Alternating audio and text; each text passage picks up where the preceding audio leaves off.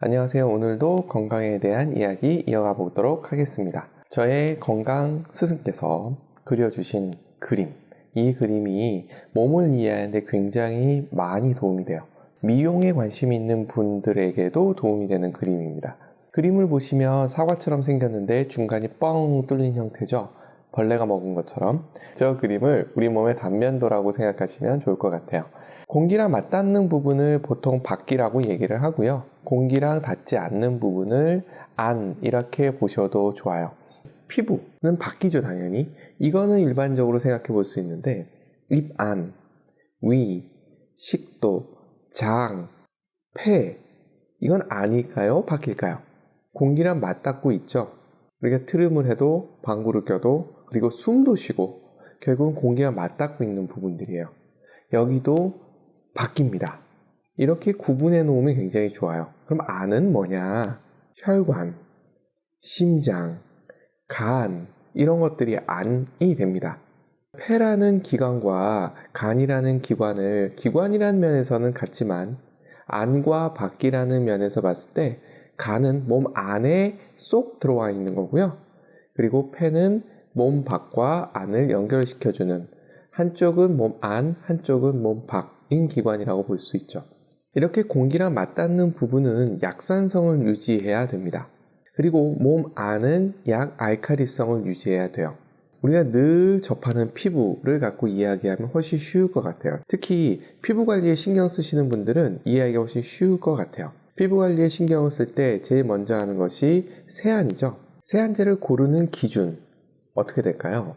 머리도 피부죠? 이 머리를 감을 때 빨래비누를 쓰시는 분들이 있었어요. 이유가 뭘까요? 우리 몸의 모공에서는 피지가 나옵니다. 그리고 땀샘에서는 땀이 나오죠. 물이죠. 이게 나와서 피지막을 형성을 해요. 이 피지막은 지나치게 되면 개기름이 되고요. 그리고 산패하면 모공을 막습니다. 그럼 탈모의 원인도 되고 피부에선 염증을 일으키기도 해요. 그런데 이런 걸 왜 몸에서 뿜어낼까요? 수분을 보호하고요. 그리고 또 하나는 세균의 침투, 바이러스의 침투를 막아내기 위한 것을 목적으로 합니다. 요즘 마이크로바이옴이라는 표현을 많이 쓰죠. 마이크로바이옴은 우리 몸에 있는 균들을 의미합니다. 이들 균 중에 우리 몸에 유해한 균들은 대부분 약산성일 때 활동력이 떨어집니다. 대신에 알칼리화 되기 시작하면 활동을 하기 시작하고 그리고 우리 몸으로 침투하기가 쉬워요. 물론 피부가 막고 있기 때문에 쉽게 침투는 못합니다. 얼마 전까지 저희가 코로나로 굉장히 고생을 했는데 점막에서도 비슷한 일이 생깁니다. 코로나 바이러스가 점막에 붙는 거죠. 점막에 붙고 세포를 감염시키고 그것이 반복이 되면서 생명을 위협하기도 했던 거죠. 코로나도 바이러스인데 감기도 바이러스 아니겠습니까? 감기에 걸렸을 때 의사들이 어떤 이야기를 해주느냐 하면 물을 자주 마시라고 해줍니다. 물을 자주 마시면 점막이 촉촉해지고 그렇게 되면은 바이러스가 점막을 감염시키기가 쉽지 않게 되거든요. 결국 피지막이 존재한다는 것은 수분을 충분히 가지고 있게 해주는 거고 그걸 통해서 바이러스나 이런 것들이 침투할 수 없는 환경을 만드는 것 그것 하나와 그리고 약산성일 때 이런 바이러스나 박테리아들은 활동력이 떨어집니다. 그렇게 되면 우리 몸의 면역력을 지키는 데 도움이 되죠. 그래서 피부와 점막을 면역의 제1선이라고 불러요. 물론 피지막만 아니라 피부 자체도 우리 몸을 지키는 굉장히 중요한 방어막이죠. 피부가 벗겨지거나 찢어지거나 이렇게 되면 외부로부터 쉽게 병원균이나 바이러스가 들어오게 되고 그렇게 되면 항생제를 먹거나 맞기도 하고요. 소독도 하고 이렇게 되는 거죠.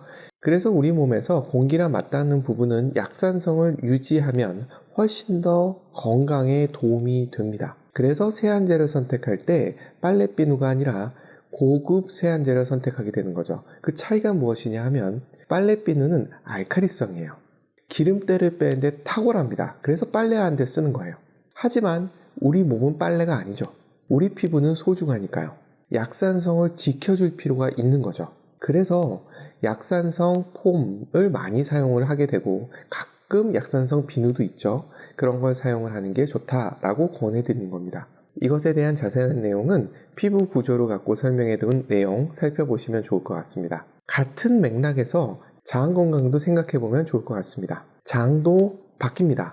그렇기 때문에 약산성을 유지해야 돼요. 장의 약산성을 유지하는데 지대한 공헌을 하는 것은 유산균입니다. 유산균은 당을 섭취하고 부산물로 산성 물질을 내놓거든요. 이 산성 물질이 충분했을 때 장 건강에 도움이 돼요. 나쁜 물질이 들어오지 않도록 해주거든요. 그래서 유산균을 드셨을 때 단순히 배변이 좋아지는 정도를 넘어서서 우리 몸의 면역도 좋아지고요. 건강에 여러모로 도움이 됩니다. 이건 다음에 좀 더 자세히 설명을 드려보도록 하겠습니다. 그러면 몸 안으로 좀 들어가 볼게요. 몸 안으로 들어가게 되면 혈관이 있고 간도 있고 신장도 있습니다. 기본적으로 혈관 중심으로 보시면 좋아요.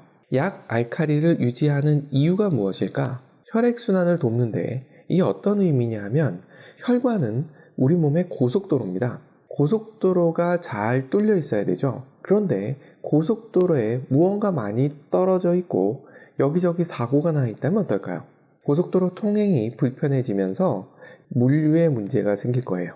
이 물류라는 것이 영양소의 이동일 수도 있고요. 그리고 면역세포의 이동일 수도 있습니다. 항체의 이동일 수도 있고요. 만약에 혈액이 약 알칼리를 유지 못한다면 우리 몸에 신진대사 전체에 영향을 미칠 뿐더러 면역력도 떨어지게 되고요. 이렇게 되면 건강에 심각한 문제를 일으킬 수 있습니다.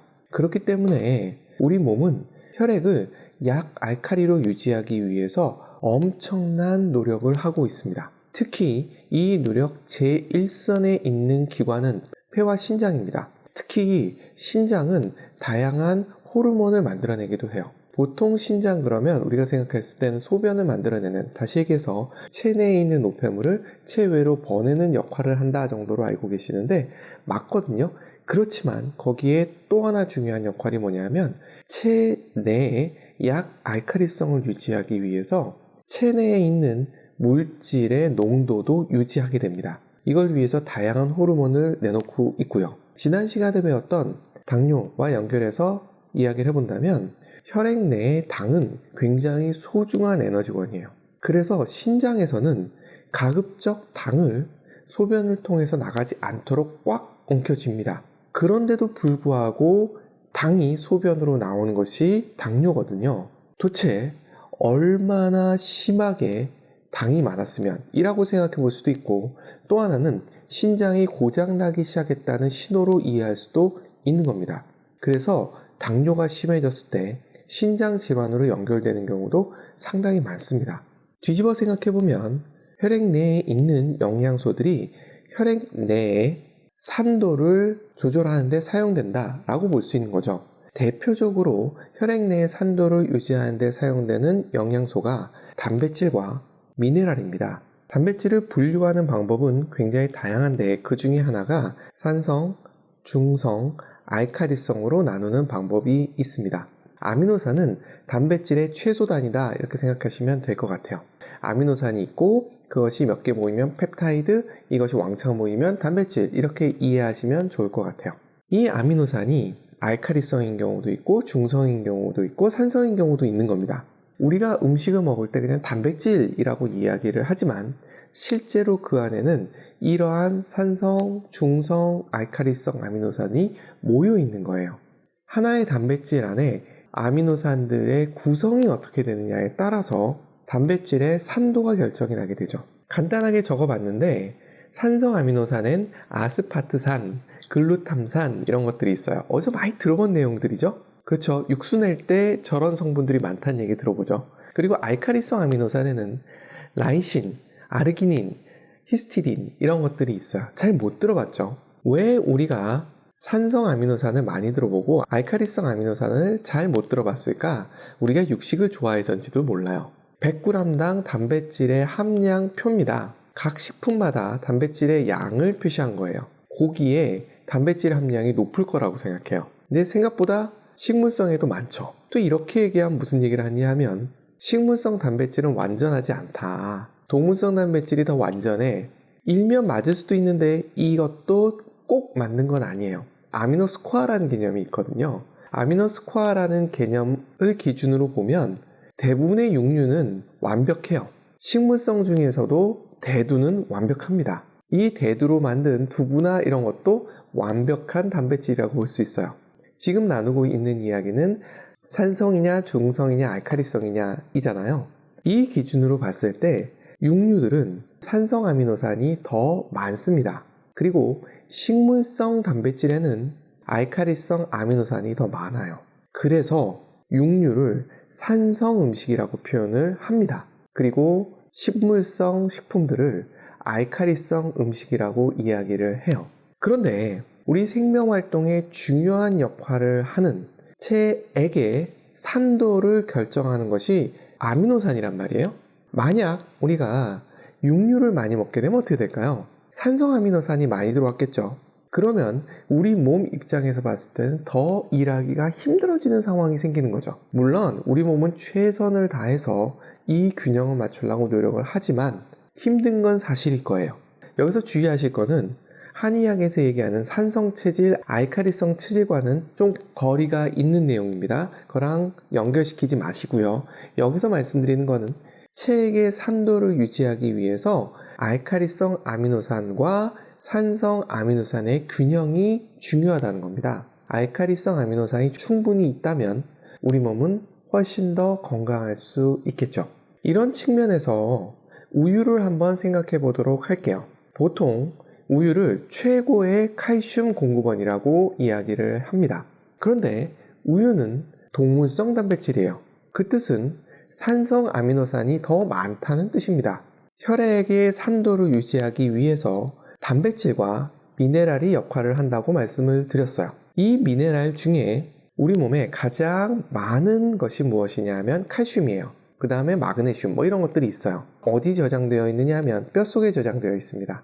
만약에 우리가 육식 중심의 식사 생활을 하게 되면 체액이 산성으로 흘러갈 가능성이 높아지죠. 알칼리성 아미노산이 부족하니까요.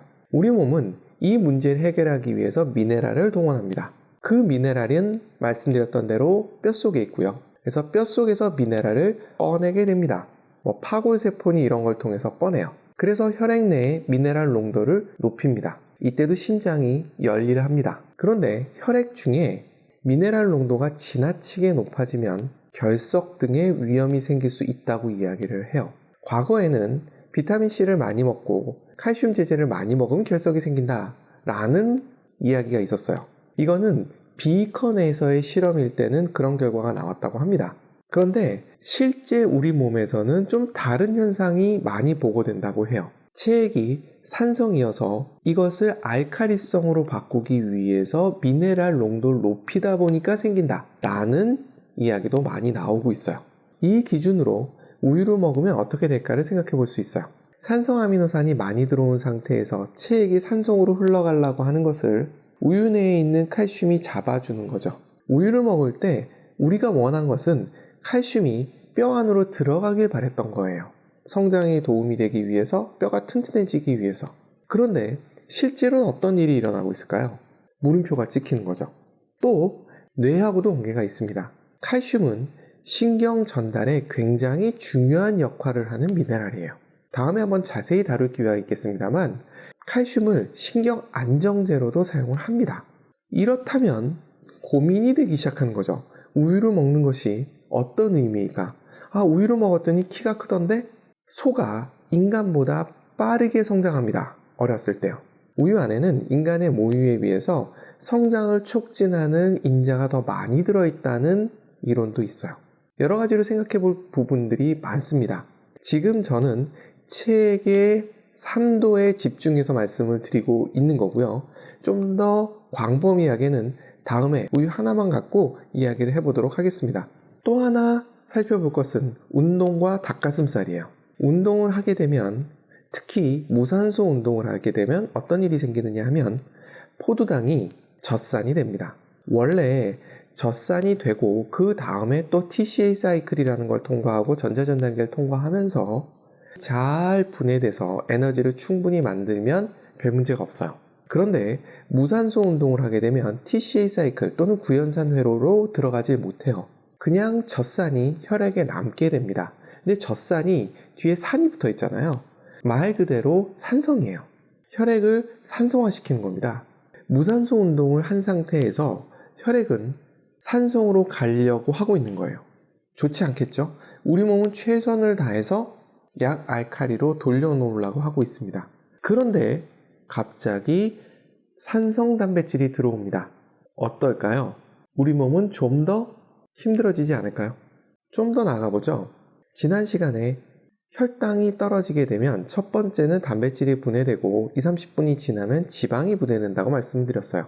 지방이 분해되면서 케톤체라는 것이 만들어지고 케톤 혈증이라는 게 생긴다고 말씀을 드렸습니다. 케톤은 산성물질이라고 말씀을 드렸어요. 운동하라는 목적 중에 하나는 지방 분해입니다. 유산소 운동을 통해서 젖산이 덜 만들어졌다 하더라도 케톤체가 많이 만들어지고 있다면 혈액은 또 한 번 산성으로 치닫게 됩니다. 당신생합성을 통해서 줄어든 근육을 보충하기 위해서 단백질을 먹어야 되는 건 맞아요. 그런데 산성 단백질을 먹는다면 체액을 관리하는 입장에서는 많은 고충이 따르게 될 겁니다. 뼛속에서 미네랄도 꺼내야 될 거고요. 신장은 더 바빠질 거고요. 우리 몸을 단순화시킨 단면도에서 시작을 했습니다. 우리 몸 밖은 약산성을 유지해야 되고 우리 몸 안은 약 알칼리를 유지해야만 합니다. 그런데 우리가 어떠한 식습관을 가지고 있고 운동을 하고 어떻게 하느냐에 따라서 우리 몸은 편안할 수도 있고 우리 몸은 점점점 스트레스를 더 받을 수도 있습니다. 선택은 몸의 주인이 해야 되는 게 아닐까 싶습니다.